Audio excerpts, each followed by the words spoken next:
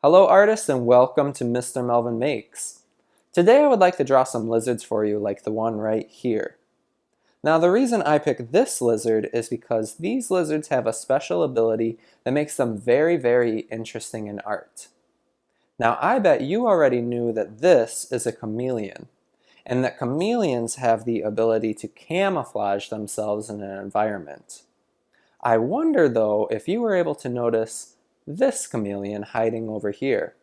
If you were, great job. If not, no problem. That's what chameleons are supposed to do. Chameleons have the special ability to change the color of their bodies to match their environment, making them really excellent at hiding in plain sight. In today's activity, we are going to draw and hide chameleons, so let's get started. For this project, you're going to need drawing paper and then drawing supplies like pencils, eraser, Sharpie or permanent marker, crayons, colored pencil, marker, or any other drawing supply that you'd like. You could even turn this into a painting if you wanted. I'm going to set my coloring stuff aside and start here with pencil. To get started, you first need to decide how you're going to position your paper. Portrait or up and down means for a taller background, or landscape, side to side or sideways, means a longer background. And I think that's what I'm going to do today as a portrait landscape. I'll put my chameleon hiding back up there. So first I'm going to use these 6 steps to help me start my chameleon, and I'm going to start with pencil. Step number 1 is one of my favorite lines in all of art, a spiral line. Spirals start small in the middle and then grow around each other kind of like a circle. And you can do that for however big you want this tail to be. I'm going to stop there and then draw a line kind of out like that. It's like a really spirally number 6. That's step number 1. Next, I'm going to kind of draw a rounded triangle for the head shape. Chameleons almost have heads like triceratops, so that's kind of what we're looking for there. Up, down, curve back. From there, I'm going to add legs by drawing 4 bent lines, kind of like a zigzag or an arrow for the chameleon's leg. So I might just add a little bit more there for the neck and then start with those lines. Just like arrows pointing. 4 of them. I'm going to go ahead and add in a line underneath to finish the chameleon's body. That line shows where the belly is, connects from the neck to the tail and overlaps or underlaps, I suppose, the leg. Next, I'm going to add kind of triangle shapes or lines for the chameleon's toes or feet, just like that. And lastly, I'm going to add in some details like an eye. Chameleons have these really cool eyes that can almost move 360, so they've got these grooves around them. This is where the pupil might be, and those are the grooves. I might add a friendly smile so we know that this chameleon's friendly. And then I'm going to add just a couple kind of backward C's to show texture on this chameleon. I bet you probably recognize those as scales, and if so, that's exactly what I was going for. You can do that all the way even into the tail a little bit. Notice as the tail spirals, so does the direction of the scales. There, now it's looking pretty good. Maybe I'll just add a little extra lines around the toes for extra details, extra textures. Looking good. Hey, that is one friendly looking chameleon. I'm pretty proud of what I've made. Next, I'm going to go ahead and outline with my Sharpie next. Remember, outlining is putting a line around it. I'm going to end up hiding this chameleon later, but I still want an outline on it for clarity and emphasis too.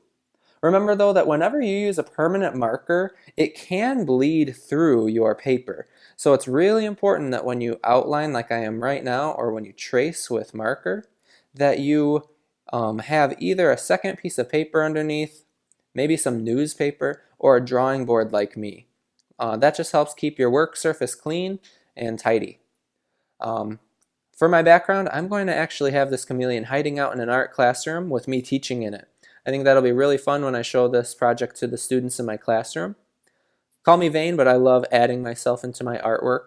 I think it's fun when people can instantly recognize the artist in their work.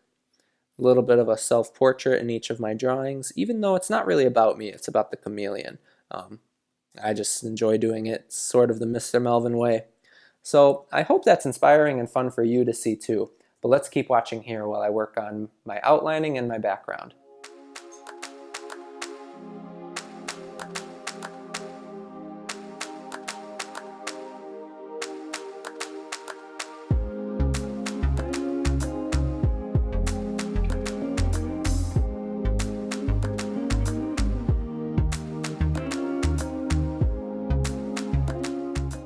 Wow, I think this drawing's turning out great. I'm really happy with how it looks. But now it's time to talk a little bit about space in art.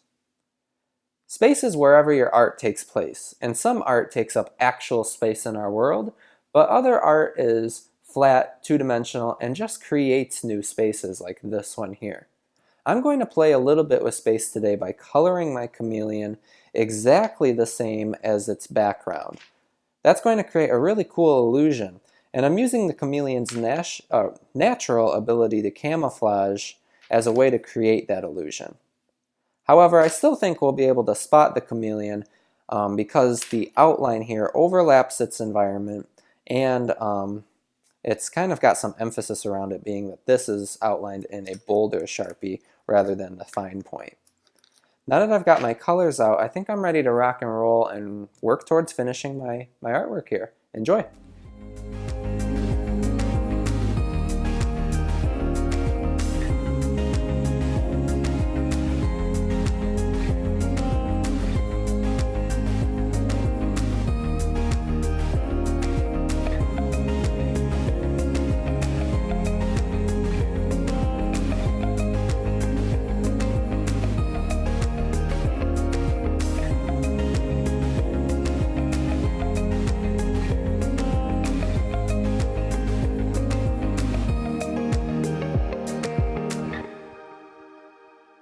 If you haven't been watching this whole time, it would probably take your eyes some time to spot this chameleon I have hidden in my artwork right here.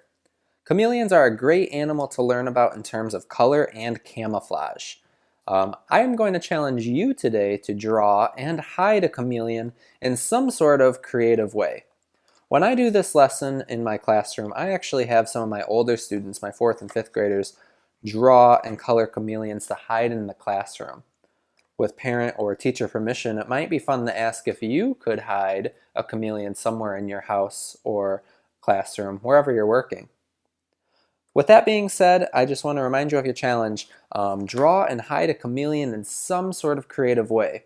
I also want to give you a sincere thank you for checking out my channel today. If you liked this video, please subscribe and check out my other art activities like this one here. If you think you might know someone who would like Mr. Melvin Makes, why don't you go ahead and share my channel with them. And thank you again, really thank you again, and happy making, artist. Enjoy.